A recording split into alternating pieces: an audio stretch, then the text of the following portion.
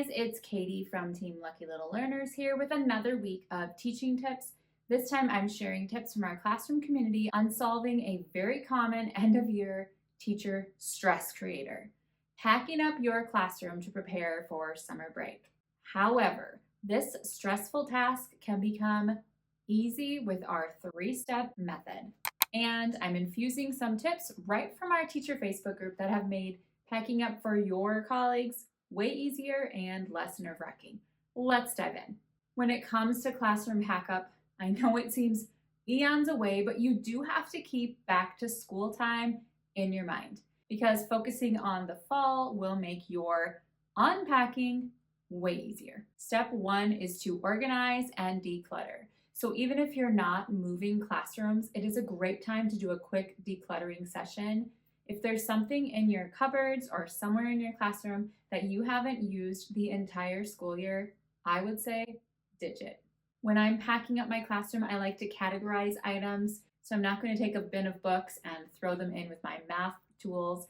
I try to keep them in order. So in your school, if you have to get everything off the countertops for summer cleaning, have an area in your classroom where you put all math supplies, all reading supplies, science and social together, etc.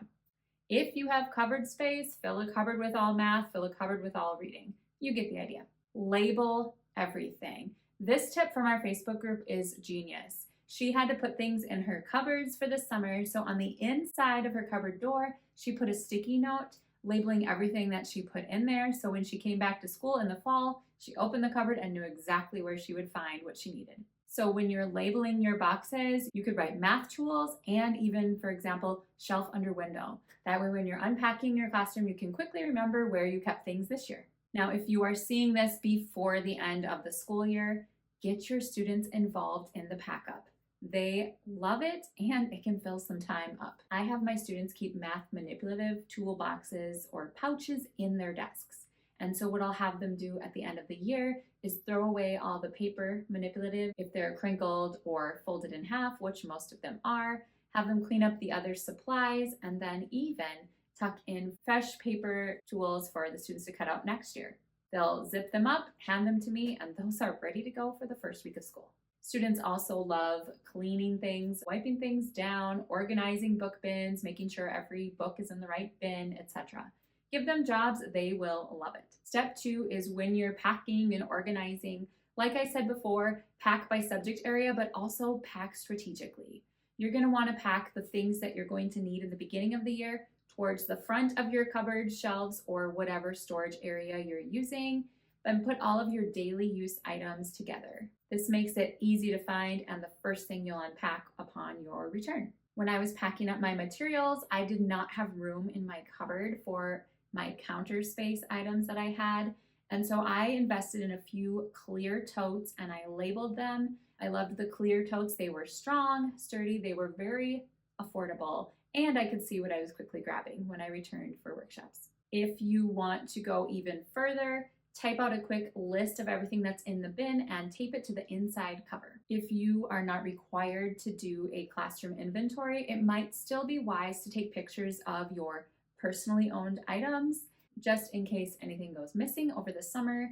We also kept a log of all electronic equipment that belonged to the school and belonged in our classroom. This just helps make sure everything is back into the correct place if they have to take everything out of your classroom to clean.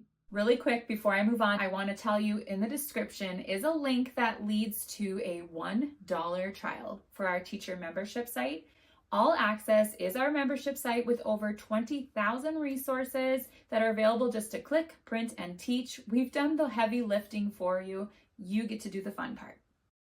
Step 3 is prepare for a smooth start in the fall. So I know you're thinking, I definitely want to get home for summer break, but trust me, this little time invested now will make your fall so much easier and more time at home towards the end of summer to really savor those summer hours. Might seem insane, but it's going to save you so much time in the fall.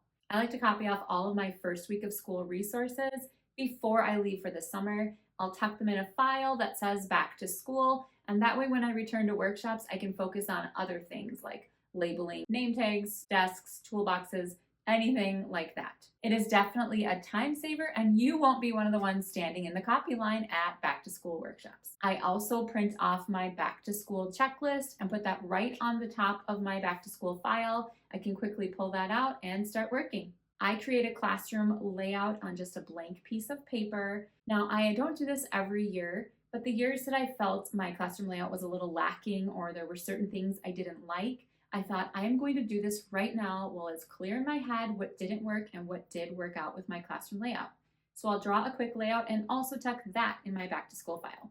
And in the years when I have felt extra inspired, I've actually printed off my name tags to take home for the summer and write the names on whenever there was a rainy day or whenever I felt like it.